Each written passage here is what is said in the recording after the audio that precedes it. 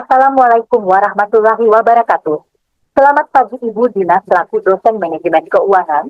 Terima kasih atas kesempatan yang diberikan untuk mempresentasikan hasil analisa rasio keuangan perusahaan yang telah kami lakukan. Tujuan dari analisis ini adalah untuk memberikan gambaran yang jelas mengenai posisi keuangan perusahaan serta bagaimana perusahaan mengelola sumber daya yang dimilikinya. Sebelumnya perkenalkan tim kami. Saya sendiri Salsabila Aulia dengan NIM 112200029. Saya Mira Tri Oktaviana dengan NIM 112201116. Saya Yunita Agnesia dengan NIM 112200070. Saya Desita Maharani dengan NIM 112200012. Ruang lingkup observasi kami kali ini berfokus pada analisa kinerja keuangan beberapa perusahaan sektor teknologi yang sudah terdaftar di Bursa Efek Indonesia selama periode 3 tahun terakhir, yaitu 2021 sampai 2023. Rasio keuangan yang dianalisis mencakup rasio likuiditas, solvabilitas, profitabilitas, dan efisiensi. Data yang digunakan berasal dari laporan keuangan publik perusahaan yang tersedia di situs resmi Bursa Efek Indonesia. Sektor teknologi, mengapa kami memilih sektor teknologi? Karena teknologi sendiri itu merupakan jantung inovasi yang sudah mengubah cara bagaimana kita hidup, bekerja, dan berinteraksi. Di Indonesia sendiri, sektor teknologi menunjukkan pertumbuhan yang pesat, didorong oleh semakin banyaknya pengguna internet, penggunaan smartphone yang meluas, serta kebutuhan akan digitalisasi di berbagai sektor industri. Dalam melakukan analisis rasio keuangan, data utama yang diambil berasal dari laporan keuangan perusahaan, yaitu laporan laba rugi, neraca, dan laporan arus kas. Data keuangan ini digunakan sebagai dasar dalam menghitung berbagai rasio keuangan, termasuk profitabilitas, likuiditas, solvabilitas, dan efisiensi, sehingga memberikan gambaran komprehensif mengenai kinerja keuangan perusahaan, khususnya dalam sektor teknologi. Analisis ini bertujuan untuk mengidentifikasi kekuatan serta tantangan yang dihadapi perusahaan dalam menjaga pertumbuhan dan daya saingnya. Berikut merupakan hasil analisa rasio likuiditas menggunakan current ratio pada perusahaan Anabatik Teknologi pada 2023. Di sini didapati hasil 100,6%. Nilai current ratio yang lebih besar dari 1 menunjukkan bahwa perusahaan memiliki lebih banyak aset lancar dibandingkan dengan kewajiban lancar, yang berarti perusahaan ini dianggap cukup liquid dan mampu memenuhi kewajiban jangka pendeknya.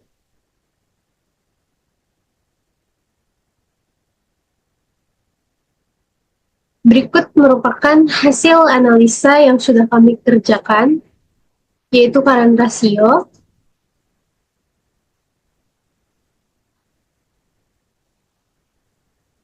Jadi, kesimpulan yang kami dapati dari hasil analisa kami pada current ratio ini adalah didapati sebanyak 11 perusahaan memenuhi kriteria rasio lancar dengan skala 100-200%. Hal ini menunjukkan perusahaan mampu melunasi kewajiban lancarnya dengan aset lancar secara memadai tanpa resiko infesiensi aset.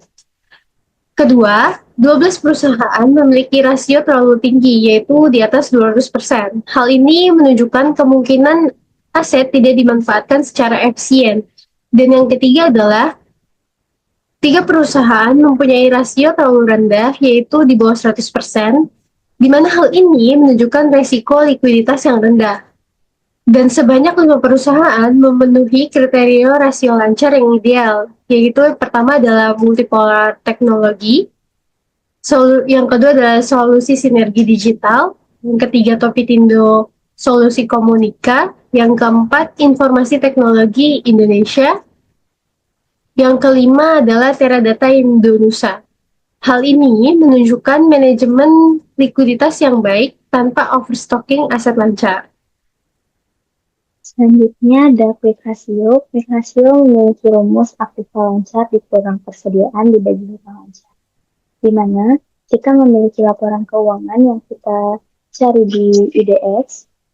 Di sini ada contoh Anabatik Teknologi TBK. Dia memiliki aktiva lancar atau total aset lancar sebesar sekian sesuai dengan PPT. Lalu ada persediaan, pada akun persediaan. Lalu hutang lancar dapat kita lihat di total liabilitas jangka pendek. Total dari hasil aplikasi pada Anabatik Teknologi TBK sebesar 0,69. Kualifikasi yang ideal biasanya lebih besar dari 1, yang menunjukkan bahwa perusahaan memiliki cukup aset likuid untuk memenuhi kewajiban jangka pendek tanpa harus bergantung pada penjualan persediaan. Dalam kasus Anabatik Teknologi TBK yang tadi kita hitung, dengan quick ratio yang terus berada di bawah 1, perusahaan mungkin menghadapi tantangan dalam hal likuiditas dan kemampuan untuk memenuhi kewajiban jangka pendek dengan sumber daya yang sangat likuid, meskipun ada sedikit perbaikan menuju 0,85.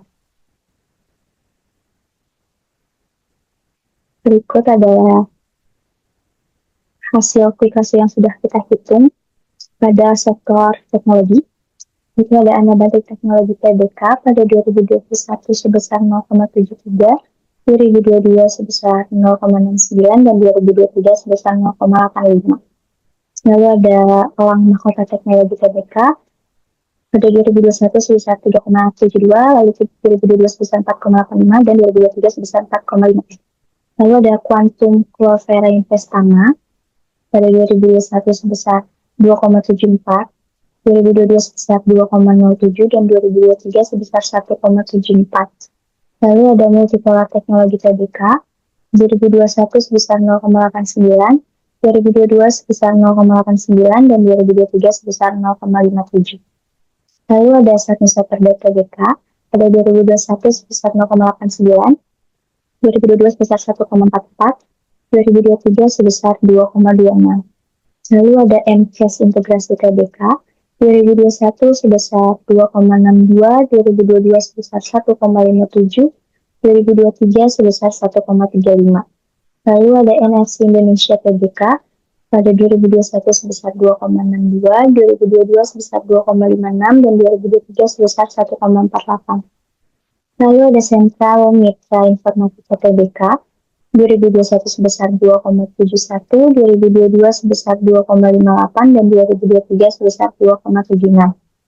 Lalu ada Envi Teknologis Indonesia TBK sebesar 0,70 pada 2021, 0,35 pada 2022, dan 0,24 pada 2023. Lalu ada Digital Media Tama Maksima pada 2021 sebesar 8,20, 2022 sebesar 4,65, dan 2023 sebesar 2,18. Lalu ada Galva Teknologis TBK 2021 sebesar 1, 2022 sebesar 0,85, dan 2023 sebesar 0,81. Lalu ada Cashless Worldwide Indonesia pada 2021 sebesar 1,56, 2022 sebesar 1, 2023 sebesar 0,72. Lalu ada Solusi Sinergi Digital TBK pada 2021 sebesar 1,11, 2022 sebesar 1,67, dan 2023 sebesar 1,18. Lalu ada DCI Indonesia TBK 2021 sebesar 0,63, 2022 sebesar 0,93, 2023 sebesar 1,32.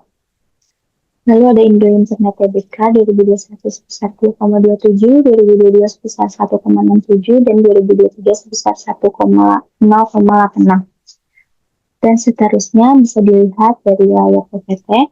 Ada Sindo, ada UIR, ada Goto, ada Teradata Indonesia, ada Global Digital Niaga, ada Tekno9, Data Sinergi Tama, ada Pelita Teknologi, Teknologi Karya Digital, Era Digital Media, Informasi Teknologi Indonesia, Sumber Sinergi Makmur, dan Topindo Solusi Komunikatif. Selanjutnya ada Kas Rasio. Kas rasio memiliki rumus cash or cash equivalent dibagi current liabilities, di mana pada laporan keuangan Dengan kode KREN 2021, kita memiliki kas or kas equivalent atau kas dan setara kas pada 2021 sebesar sekian 388 miliar 273 juta 902.256 rupiah. Lalu pada current liabilities-nya atau total liabilities jangka pendeknya ada 555 miliar 52 juta 51.113 rupiah. Dan dengan total menjadi 0,70 pada kas rasionya. Ideal kas rasio adalah lebih besar atau sama dengan 1 yang menunjukkan perusahaan memiliki cukup kas untuk memenuhi kewajiban lancarnya. Pada keren 2021 ini, rasionya kurang dari 1, berarti perusahaan tidak memiliki cukup kas dan perlu mengandalkan aset lain seperti piutang atau persediaan untuk memenuhi kewajiban jangka pendek. Lalu jika rasio yang lebih tinggi dari 1 menunjukkan likuiditas yang lebih baik, namun rasio yang terlalu tinggi juga bisa menandakan kas yang tidak dikelola dengan efisien. Berikut adalah hasil dari perhitungan rasio lancar yang ada di sektor teknologi. Ada Anabatik Teknologi Tbk sebesar 0,15 pada 2021, 2022 sebesar 0,14, 2023 sebesar 0,17. Lalu ada Elang Mahkota Teknologi Tbk 2021 sebesar 2,30, 2022 sebesar 2,89, dan 2023 sebesar 2,3.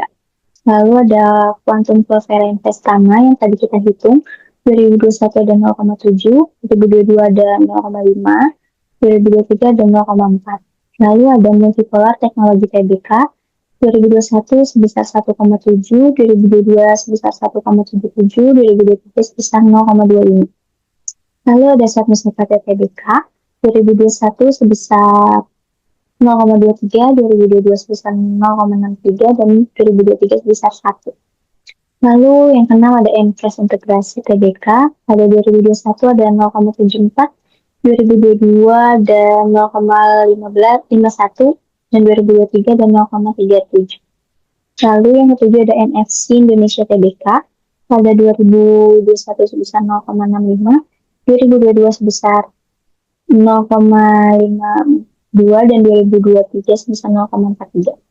Lalu ada Central Mitra Informatika Tbk 2021 sebesar 0,85, 2022 sebesar 1,04, dan 2023 sebesar 1,24. Lalu pada MC Teknologi Tbk pada pas 2021 sampai 2023 rasionya sebesar 0. Lalu ada Digital Media Tamu Maksima Tbk pada 2021 sebesar 2,60, 2022 sebesar 1,01, 2023 sebesar 0,61. Lalu ada Galva Teknologi Tbk pada 2021 sebesar 0,29, 2022 sebesar 0,22, dan 2023 sebesar 0,21. Lalu ada Cashless Worldwide Indonesia pada 2021 sebesar 0,3, 2022 sebesar 0,25, dan 2023 sebesar 0,21. Lalu yang selanjutnya bisa dilihat dalam wilayah PPT. Ada Solusi Sinergi Digital Tbk, BCI, ada Indo Internet, Siresindo, ada Wirasia, ada Goto, Tera Data Indonesia, Global Digital Media Tama, Tekno9, Data Sinergi Tama Jaya, Pelita Teknologi Global, ada Teknologi Karya Digital, Era Digital Media, Informasi Teknologi Indonesia, Sumber Sinergi Makmur, dan Topindo Solusi Komunika. Lalu selanjutnya ada debt to asset ratio yang dimana rasio kurang dari 50% umumnya dianggap sehat. Karena berarti perusahaan memiliki lebih banyak aset daripada utang. Ini menunjukkan bahwa perusahaan lebih banyak dibiayai dengan ekuitas daripada dengan utang, yang mengurangi resiko finansial. Lalu rasio 50% sampai 60% masih dalam batas wajar, tetapi perusahaan mulai lebih bergantung pada utang untuk membiayai asetnya. Lalu, ratio yang lebih dari 60% dapat menandakan perusahaan terlalu bergantung pada utang rasio. yang tinggi itu dan bisa meningkatkan resiko kebangkrutan karena kewajiban utang yang besar harus dilunasi. Lalu, debt to asset ratio rumusnya adalah total utang dibagi dengan total aset. Selanjutnya, ada ideal debt to equity ratio yang berarti perusahaan memiliki utang yang lebih sedikit dibandingkan ekuitasnya, menunjukkan risiko finansial yang lebih rendah. Rasio 1 sampai 2 masih wajar, tetapi yang lebih dari 2 menunjukkan ketergantungan tinggi pada utang meningkatkan risiko kebangkrutan. Selanjutnya, di sini ada data debt to equity. Lalu ada perputaran total aset, yang dimana perputaran total aset rumusnya adalah pendapatan atau penjualan bersih dibagi dengan total aset. Yang dimana rasio perputaran total aset yang ideal itu untuk sektor teknologi bisa berkisaran antara 20 hingga 50, tergantung pada model bisnis perusahaan. Perusahaan dengan rasio lebih tinggi menunjukkan bahwa mereka lebih efisien dalam menghasilkan pendapatan dengan aset yang dimiliki. Namun, rasio yang sangat tinggi juga perlu dianalisis lebih lanjut karena bisa berarti perusahaan memiliki sedikit aset atau mungkin beresiko dalam hal kapasitas dan pengembangan jangka panjang.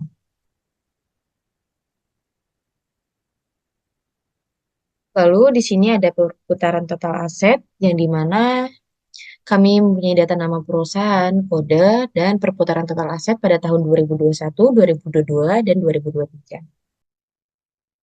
Lalu di sini juga ada data lainnya. Lalu saya akan menjelaskan rasio keuntungan yang pertama ROA yang disebut dengan return on asset.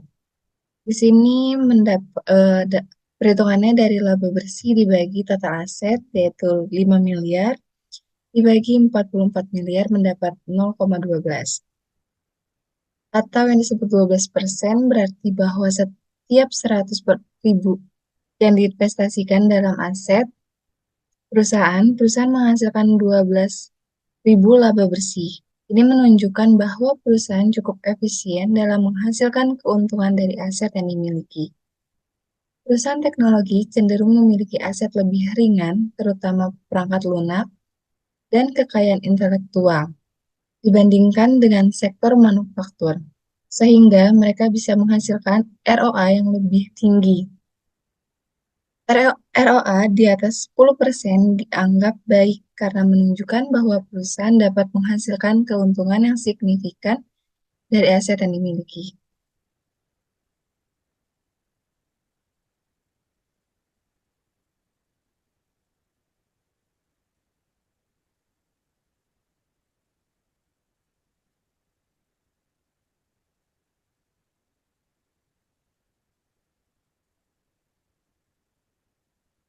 Di sini ada hasil dari kita mengambil 3 tahun sebelumnya yaitu 2021, 2022, dan 2023 yang dimana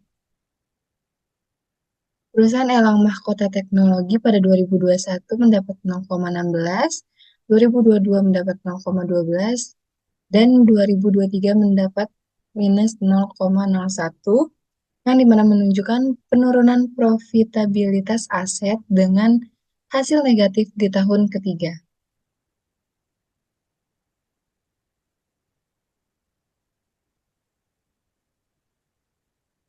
Selanjutnya, ROE atau disebut dengan Return on Equity. Untuk mendapat hasilnya itu kita laba bersih dibagi ekuitas pemegang saham, yaitu 5 miliar dibagi 39 miliar mendapat 0,14 atau disebut 14%, adalah angka yang positif. Ini menunjukkan kinerja yang cukup baik dan efisien dalam penggunaan ekuitas. Tetapi, perbandingan dengan pesaing atau standar industri tetap penting untuk memastikan daya saing perusahaan. ROE di atas 15% dianggap sehat dan menunjukkan perusahaan dapat menghasilkan nilai yang baik bagi pemegang saham.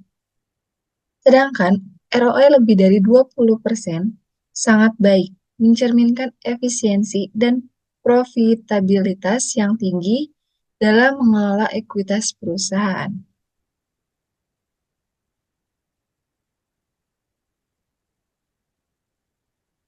Di sini ada hasil dari 3 tahun sebelumnya, 2021, 2022, dan 2023. Perusahaan Elang Mahkota Teknologi menghasilkan 0,18, 2022 menghasilkan 0,14, dan 2023 menghasilkan minus 0,01, yang menunjukkan bahwa penurunan dari 0,18 menjadi minus 0,01. Meskipun masih positif pada tahun pertama, perusahaan menunjukkan penurunan signifikan dalam profitabilitas untuk pemegang saham di tahun ketiga.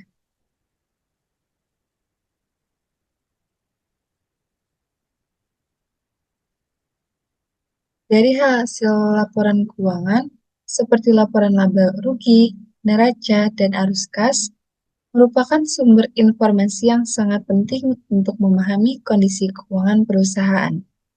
Laporan arus kas memberikan informasi mengenai arus keluar dan masuknya uang, baik dari operasional, investasi, maupun pendanaan yang menunjukkan sejauh mana perusahaan mampu menghasilkan uang tunai.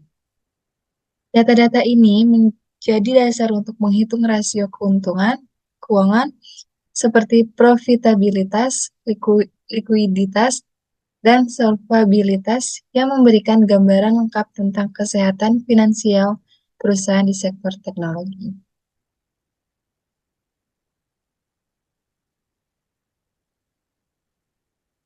Saran dari kami yaitu laporan keuangan, seperti laporan laba rugi, neraca, dan arus kas, merupakan sumber informasi yang sangat penting untuk memahami kondisi keuangan perusahaan.